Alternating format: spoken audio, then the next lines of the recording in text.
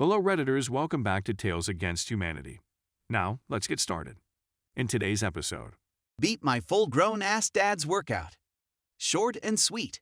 I'm 5'2", 24 female, and my dad's 5'8". My brother was teaching him certain muscle-building workouts so dad can lift his muscles properly. My brother was teaching him how to do Bulgarian squats and wanted to use me as an example to show dad how it's done.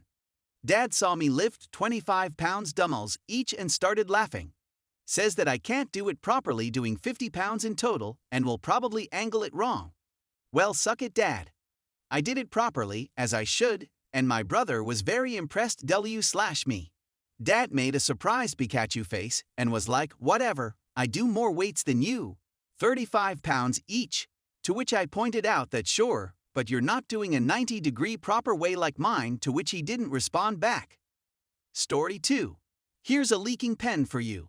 Eons ago, in 3rd grade, one classmate brought a box of 12 blue ballpoint pens.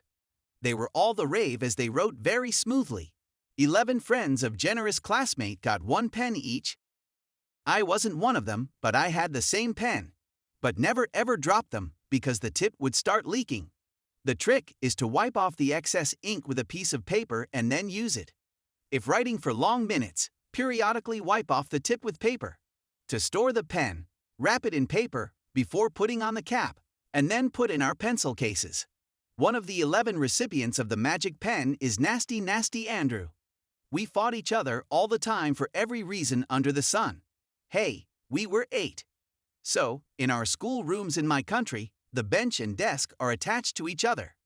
Each bench seats 2 people. The bench has a backrest. The backrest extends into a table for the people behind you, and so on.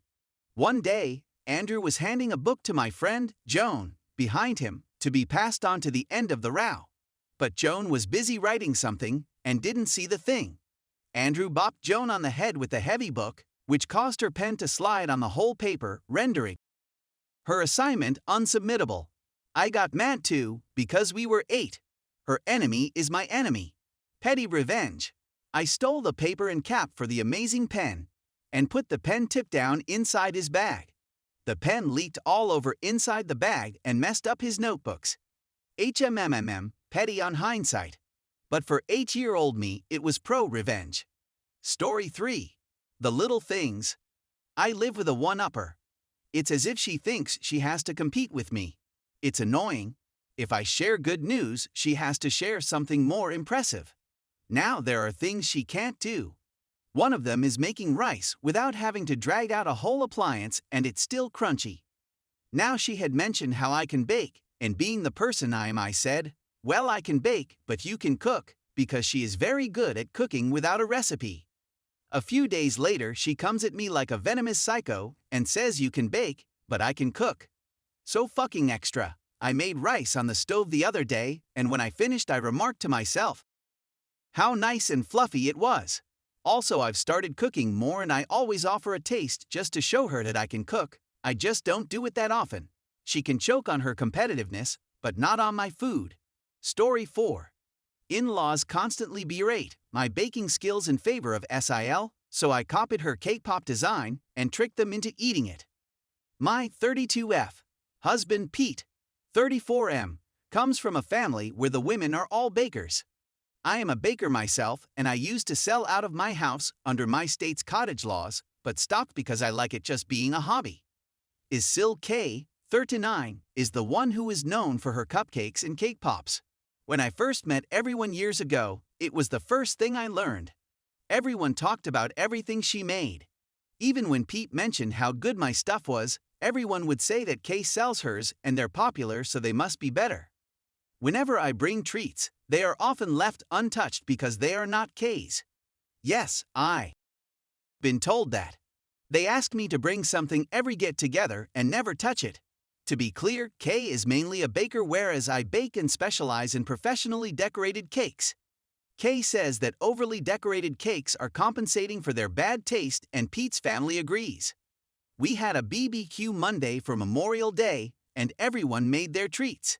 Kay decided to bring cake pops. She posted them on her Instagram the night before. So, and I know this immature, I made the exact same ones she did. Same flavor and design. We got there and everyone asked where my treats were. I said they're in car and I'll get them in a minute.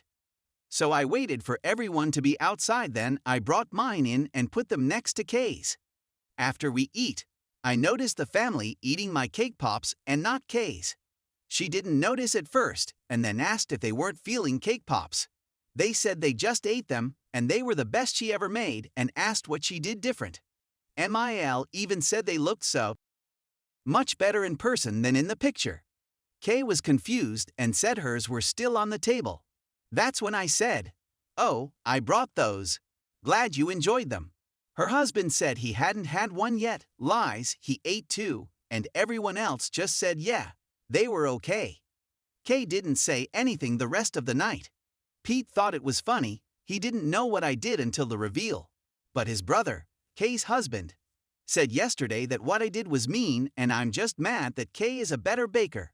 But Pete said it's ridiculous the family, including Kay, puts down my baking when they won't even try at all because I'm not Kay. Ada. We aren't the only two who bring desserts, just the ones who tend to bake cake more than others. Everyone else's desserts get eaten to some degree except mine.